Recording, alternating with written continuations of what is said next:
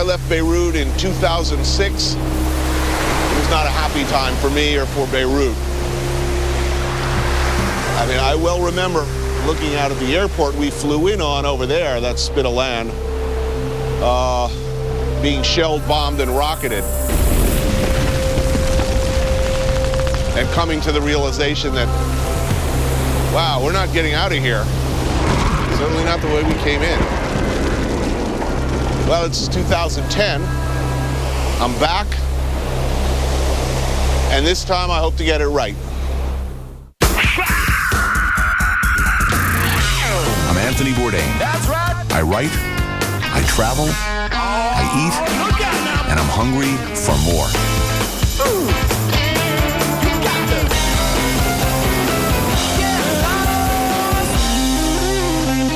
No reservations.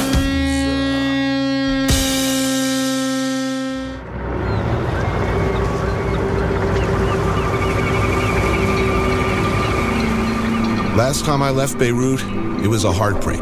Something I'd feel ashamed of, saddened by, angry about, incomplete. Not the way we expected the show to end, huh?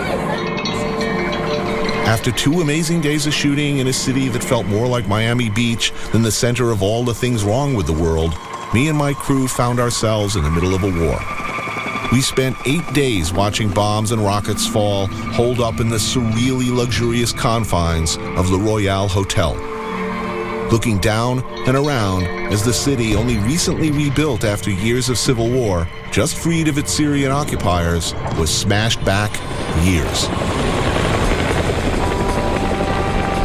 There go our representatives abroad. 2 good days. Then this. Hezbollah supporters drove smack through the middle of a scene, popping off fireworks and firing in the air.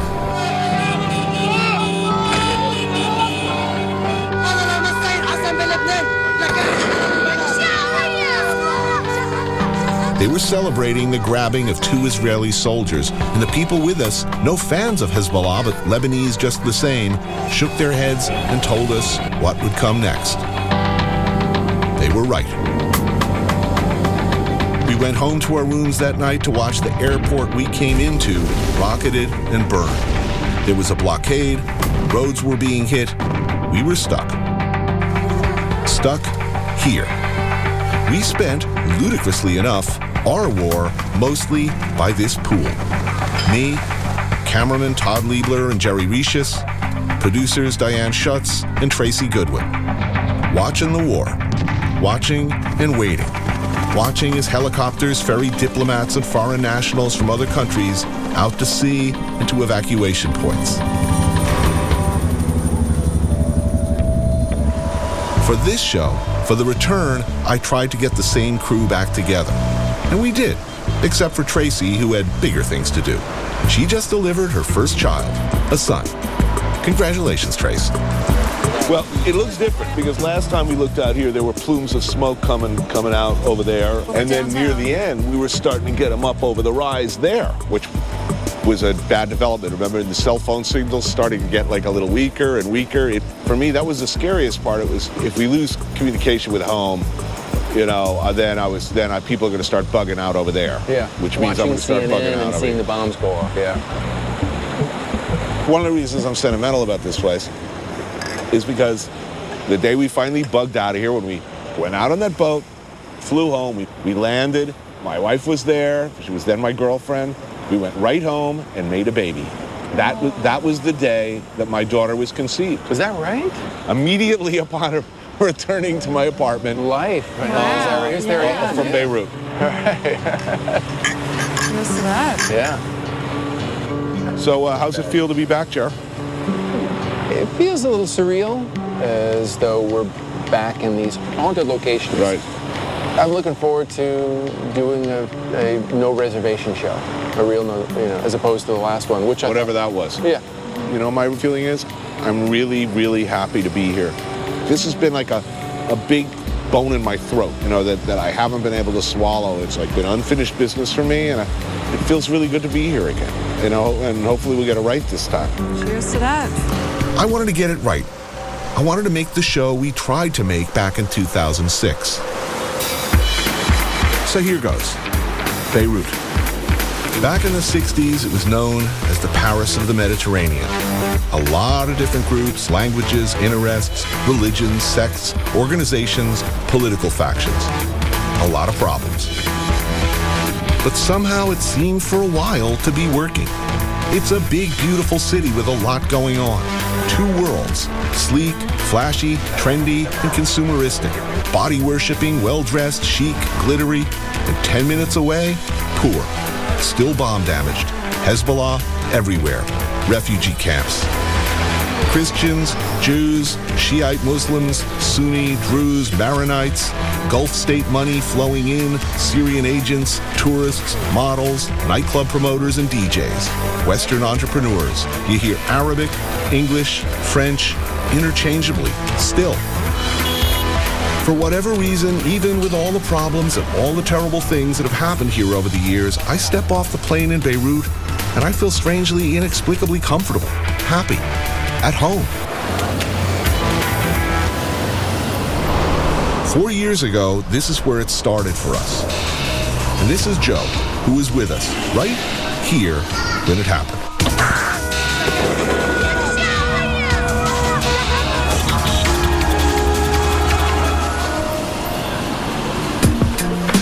Joe Kodak is a playwright and director, and he's noticeably more, downbeat, gloomy even since last I saw him. I remember you were really pessimistic right away. I mean, you said something like they're going to bomb us back 20 years for this. And I was like, no way, man. I mean, who would do that? Well, you were right. The situation was building up, and there was a lot of tensions, and they just passed the limit. And I knew there's going to be a war, you know. And Hezbollah's more powerful than ever, right? Definitely, and I think what made them the biggest favor is the Israeli strike. And I wonder somewhere if they're friends somewhere or I love whatever. that. This is something I encounter in this part of the world. The conspiracy theory. It's almost a constant, this part of the world. Perfectly reasonable people suddenly telling you they believe in the most incredible Oliver Stone-ish octopus explanations of reality. What do you say to that? It ain't true? To which they'd reply, well, you'd have to say that, wouldn't you? You're in on it. You know, the thing is that I'm into theater, and what you see in the backstage is not what you really see when the actors go on stage. It's something totally different. Le Chef. Joe took me here last time, just before it all went bad, in fact.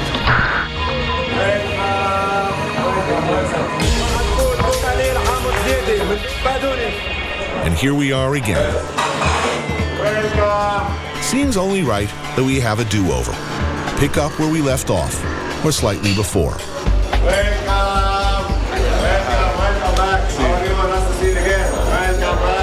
Welcome. Le Chef is a legendary spot in Beirut, famed for its simple, straightforward, home-style classics. Everybody comes here. So I decided to come back here, not because it's the best restaurant in town, but pure nostalgia.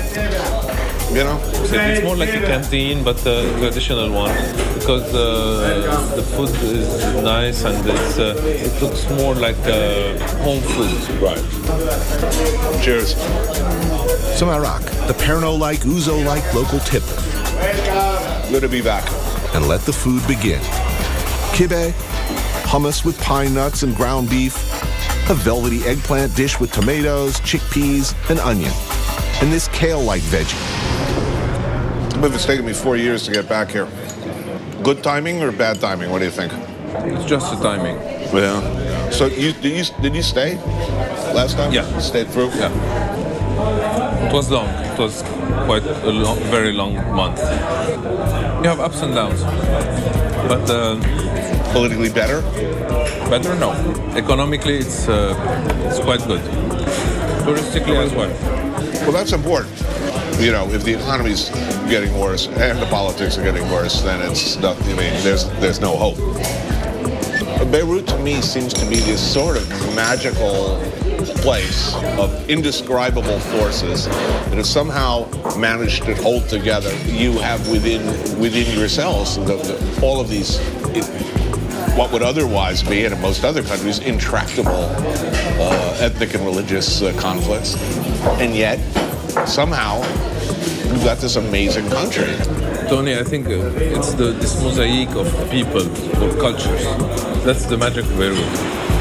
Beirut, at least downtown Beirut, moneyed Beirut, looks much like it did before the war. If anything, more built up, with an eerie influx of Gulf oil money-funded luxury apartment buildings, most of which seem to be empty. That's the thing about Beirut, though. It doesn't seem to make any sense, which is kind of what's cool about it. Tomorrow we head to the beach, the laid-back bar, and another friend who 4 years ago we only briefly got to know before the went down. The goal was to bomb Lebanon back 20 years or something. And, you know, infrastructure-wise, that pretty much happened. No reservations.